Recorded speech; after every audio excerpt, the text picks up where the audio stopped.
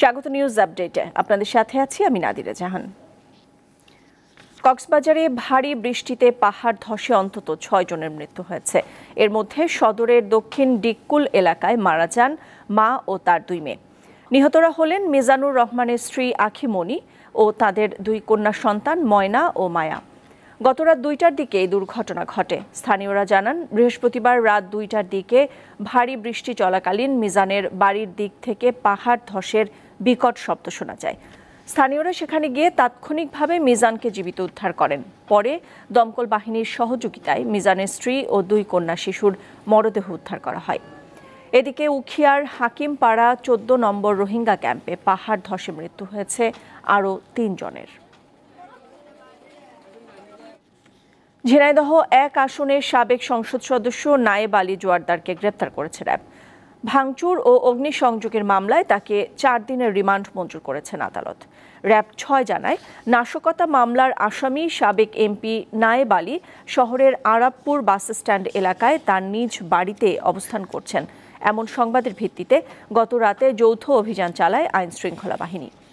সেখান থেকেই তাকে গ্রেপ্তার করা হয়। নায়েব আলী ঝিনাইদহ 1 আসনে আওয়ামী লীগের মনোনীত সংসদ সদস্য ছিলেন।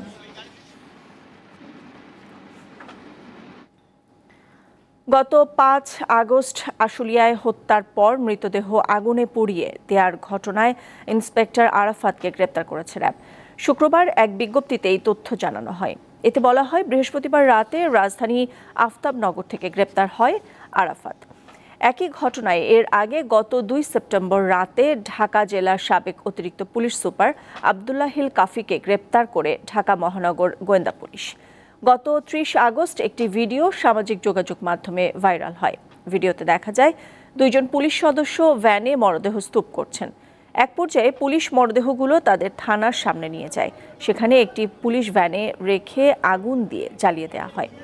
বৈষম্য বিরোধী ছাত্র জনতার আন্দোলনে সাভার ও আশুলিয়ায় 18 জুলাই থেকে 5 আগস্ট পর্যন্ত পুলিশের গুলিতে অন্তত 75 জন নিহত হন।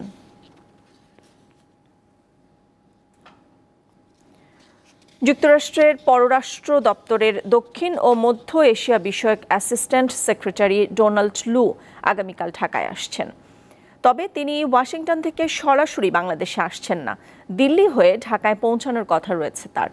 আন্তর্জাতিক সম্পর্ক বিশ্লেষক ও কূটনীতিকদের ধারণা, রাজনৈতিক পট পরিবর্তনের পর ঢাকার সঙ্গে সম্পর্ক জোরদারে যুক্তরাষ্ট্র আর্থিক ও অর্থনৈতিক সহযোগিতার মতো বিষয়ে গুরুত্ব দিচ্ছে। যদিও পররাষ্ট্র সচিব জানান, ডোনাল্ড লু সহ প্রতিনিধি দলের সঙ্গে বহুমাত্রিক আলোচনা হবে। অন্তর্বর্তী সরকার দায়িত্ব নেয়ার পর এটাই কোনো বিদেশি রাষ্ট্রের প্রতিনিধি দলের প্রথম ঢাকা সফর।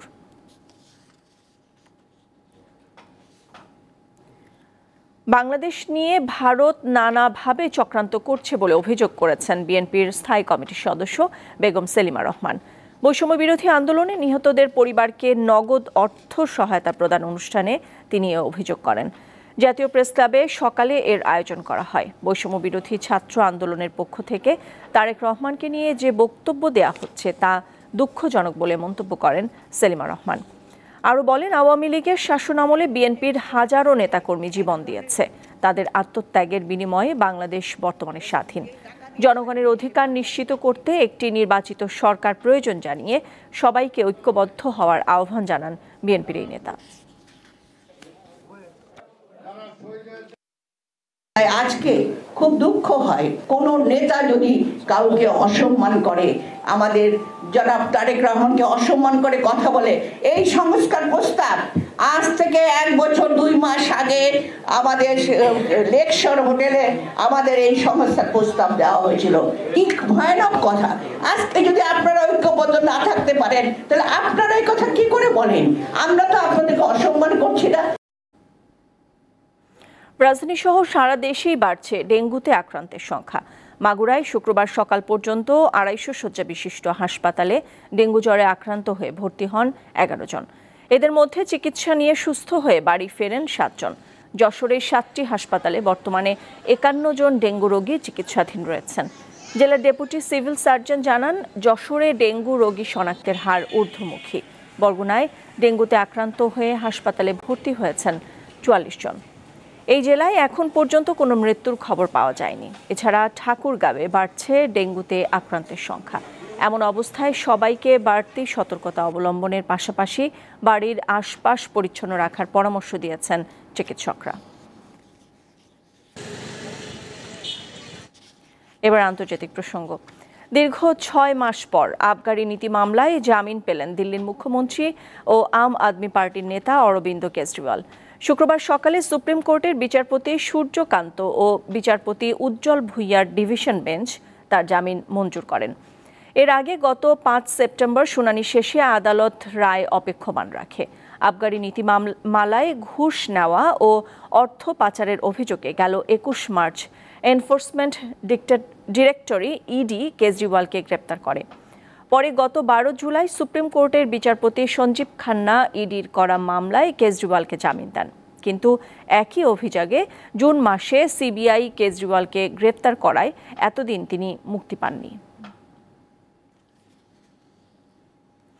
যুক্তরাষ্ট্রের আসন্ন প্রেসিডেন্ট নির্বাচনের আগে কমলা হ্যারিসের সঙ্গে আর কোনো টেলিভিশন বিতর্কে অংশ নেবেন না ডোনাল্ড ট্রাম্প। স্থানীয় সময় বৃহস্পতিবার নিজের মালিকানাধীন সামাজিক যোগাযোগ মাধ্যম ট্রুথ সোশ্যালে দেওয়া পোস্টে এমন সিদ্ধান্তের কথা জানান রিপাবলিকান দলের এই প্রার্থী। ট্রাম্প লেখেন, জরিপে এটা স্পষ্ট, মঙ্গলবার রাতে ডেমোক্রেটিক দলের উগ্র বামপন্থী প্রার্থী কমরেড কমলা হ্যারিসের বিরুদ্ধে জয় পেয়েছেন তিনি।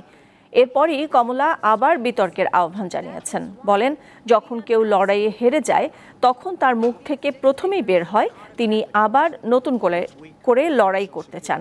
তাই ট্রাম্প স্পষ্ট করে জানান তৃতীয় কোনো বিতর্ক অনুষ্ঠিত হবে না। প্রথম বিতর্ক বলতে তিনি বুঝিয়েছেন গত জুন মাসে অনুষ্ঠিত প্রেসিডেন্ট জো বাইডেনের সঙ্গে তার বিতর্ককে। খেলার খবর। ক্ষমতা কুক্ষিগত করে রাখার কূটচালের শিকার হয়েছে দেশের ক্রিকেটের সুতিকাকার ঢাকা ক্রিকেট লিগ।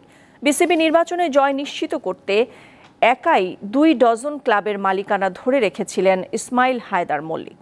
ক্ষমতার পালা বদলের পর তার নিয়ন্ত্রণে থাকা ক্লাবগুলো তাকিয়ে আছে নতুন পৃষ্ঠপোষকের দিকে। অন্তত 4 যুগ ধরে দেশের ক্রিকেটের আঁতুড়ঘর হিসেবে ধরা হয় ঢাকার ক্রিকেট লিগকে। তৃতীয় বিভাগ থেকে শুরু করে দ্বিতীয়, প্রথম হয়ে প্রিমিয়ার লিগে দীর্ঘদিন জাতীয় দলকে যোগান দিয়ে গেছে নতুন নতুন ক্রিকেটার। অথচ ক্রিকেট সংশ্লিষ্টদের মতে ক্রিকেটের এই ভিত ধ্বংস হয়ে গেছে বিসিবি সভাপতি নাজমুল হাসান পাপন ও পরিচালক ইসমাইল হায়দার মল্লিকের স্বেচ্ছাচারিতায়। ভোট বাণিজ্য ও ক্ষমতা কুক্ষিগত করে রাখতে ক্লাব ক্রিকেটকে রীতিমতো বাণিজ্যে পরিণত করেন বেক্সিমকো ফার্মার কর্মকর্তা মল্লিক। বিভিন্ন মহলের অভিযোগ, প্রথম, দ্বিতীয় ও তৃতীয় বিভাগে 22টি ক্লাবের মালিক তিনি। আংশিক বিনিয়োগ করে আওয়ামী লীগের নেতাদের নিয়ন্ত্রণে থাকা বেশিরভাগ ক্লাবের কাউন্সিলরশিপ নিয়ন্ত্রণে রাখার পাশাপাশি হয়েছেন কোটি কোটি টাকার মালিক। শুধু কাউন্সিলরশিপ ধরে রেখে বিসিবি নির্বাচনে জয়ী হওয়ার মানসিকতা থাকায় ক্লাবগুলোর পরিচর্যায় মনোযোগ দেননি মল্লিক বা পাপন, আর তাই খেলোয়াড়দের রয়েছে বিস্তর অভিযোগ। আমাদের অনেকে কম পেমেন্ট বা পেমেন্ট অনেকে পাই না, সেক্ষেত্রে অনেকে কিছু বলতে সাহস পায়। যেমন আপনার ক্লাবের যারা হর্তাকর্তা থাকে কিংবা কোচ থাকে, ওনারা চাইলে একটা প্লেয়ারের ক্যারিয়ার ধ্বংস করে দেয়। পরিস্থিতি অনুযায়ী বলতেছে যে আমরা এবছর আদৌ কি ঢাকা লিগ হবে কি হবে না, এটা আমরা নিশ্চয়তা দিতে পারতেছি না। দুশ্চিন্তার মধ্যে আমরা আশা করি নতুন সভাপতি আছেন, ফাইম স্যার আছেন, ওরা বিষয়টা ক্লিয়ার করবেন। মালিকানা ইসমাইল হায়দার মল্লিকের হাতে থাকলেও সুবিধা পৌঁছায়নি ক্লাবগুলোতে। তবে পরের মৌসুমে লিগ যথাসময়ে মাঠে করানোর জন্য নতুন কেউ দায়িত্ব নেবেন এমন আশা সংশ্লিষ্টদের। যখন একটা সিস্টেমেটিক ওয়েতে একটা ক্লাব চলবে, সেটা যখন বাধাগ্রস্ত হয়ে যায় তখন সেটা সবাই এটার সম্মুখীন হয়। বোর্ডের কাছে অবশ্যই চাওয়া থাকবে যে আসলে এই ক্লাবগুলোতে তো বোর্ডের আন্ডারে, সো ক্লাবে বোর্ড, ক্রিকেট বোর্ড যারা পরিচালনা করবে তারা অবশ্যই এই বিষয়গুলো তাদের নখদর্পণে থাকবে। বিপরীতে স্বস্তি ফিরেছে ওল্ড ইউএচএস ক্লাবে। 5 আগস্টের পর আবার নিয়ন্ত্রণ ফিরে পাওয়ায় এবার নতুন করে শুরু করতে চায় নির্বাচিত কমিটি। কোকোবাই ছিল না, আমরাও কেউ ছিলাম না, তখন এই ক্লাবটা আমাদের পক্ষে আর চালানোটা ডিফিকাল্ট হয়ে গেল। আমরা যখন ছিলাম না তখন এটা দেওয়া হলো এটা তখন স্পন্সর করলো বেক্সিমকো, বিকজ একটা এখন আবার সেই এনভায়রনমেন্ট ক্রিয়েট হয়েছে। এই জন্য আমরা চাচ্ছি আমরা পুরান যারা ছিলাম আগে, আমি জেনারেল সেক্রেটারি ছিলাম, আমরা আগে প্রেসিডেন্ট যারা ছিল, আমাদের গভর্নিং বডি যারা ছিল, আমরা আবার চেষ্টা করতেছি সেটাকে রিভাইভ করে আবার আমরা ক্লাবটাকে গোছানোর জন্য। বিগত সময়ের অভিজ্ঞতায় ক্লাব সংশ্লিষ্টরা চান কাউন্সিলরশিপের লোভ থেকে ঢাকার ক্রিকেটকে উদ্ধারে বিসিবির গঠনতন্ত্র সংশোধন ও নির্বাচন প্রক্রিয়ায় পরিবর্তন আনা হোক। তৌসিয়া ইসলাম, দীপ্ত স্পোর্টস। এই ছিল নিউজ আপডেটে। 3টায় দীপ্ত সংবাদ দেখার আমন্ত্রণ রইল। ধন্যবাদ সবাইকে।